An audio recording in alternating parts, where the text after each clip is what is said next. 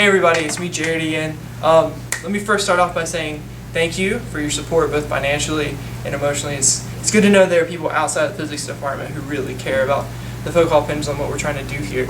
So it's truly a Clemson landmark and we've made really good progress. So this is a project update, so we're going to get right into it.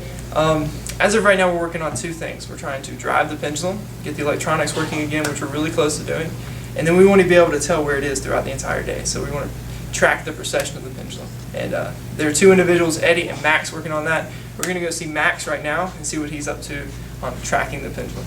This is like our little workstation that we have set up here, and we're going to go see Max now. Hey Max, what's going on, man? Nothing much, messing with my infrared sensors. So can you tell us what's going on here?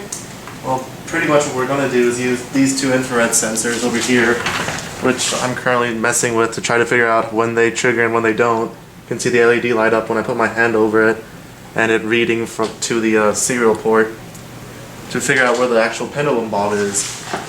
Then with our other code, which is nice and clever, we have a ring of LEDs, which we can light up in different colors, and we can have like a little spotch of alternate colors, which right now is sort of orangish, but I can change that if we need to. And then depending on how big our ring is, we can have anywhere from 8 or 9 or 10 or just 1 or 2 LEDs lit at once. So can you change how fast they go around? Oh, of course, that's the tricky bit.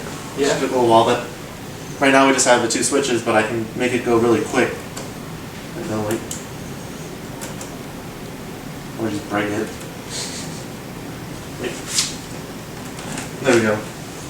Nice. And if we want to go really slow, which is probably what's going to end up happening, and then pretty soon these infrared sensors are going to go in instead of these switches, so we can actually measure what the pendulum goes, how fast it goes, and how quick we want it to go around the circle. Cool. So we're going to put this downstairs on the pendulum, right? Yes. But Awesome. not like this, of course, just taped to the piece of plastic.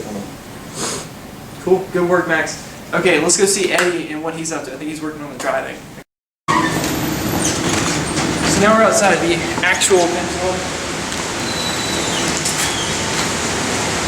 What's up, Ed? How you going? What's going on here, man? Okay, so what we have are two power supplies connected basically to an Arduino, and if you look up underneath there, there's big solenoid, which is basically a big magnet.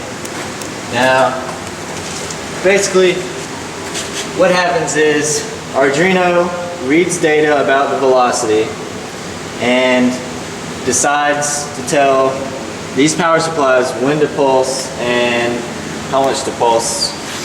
And that is done using these circuit components called MOSFETs. They're actually power MOSFETs. They're rated up to 60 volts and 30 amps. And basically what happens is the Arduino uses those transistors as a switch. Now the Arduino itself can't supply enough power to drive the solenoid. So we either use these transistors to act as switches for these power supplies, which supply enough power to drive the solenoid. That's awesome, dude. So is this the data that you're pulling off? Yeah, data right now. I'm just getting velocity right now. I'm just trying to read, make sure it's pulsing correctly and make sure it's pulsing at the right time so it doesn't slow down any, something like that. Yeah. Nicely done. Good job, Eddie. When do you think this is going to be completed? Soon. We just need to clean up a little bit. Obviously wire it up better. As you can see, it's probably a mess down there. But once we get everything cleaned up and we get an actual power supply, we were using a computer power supply, but it wasn't rated. Didn't have enough amperage, didn't have enough current to drive the solenoid. So that's why we brought these out here. So, but cool. Nice work, man. Well, so that's what we call phase 1, and it's almost complete. And as soon as this is done, and as soon as summer hits, we're going to start construction on this thing and knock these walls out. Once again, thank you so much for your support. I hope you like what's going on here, and come by anytime if you want to see this stuff. Thank you.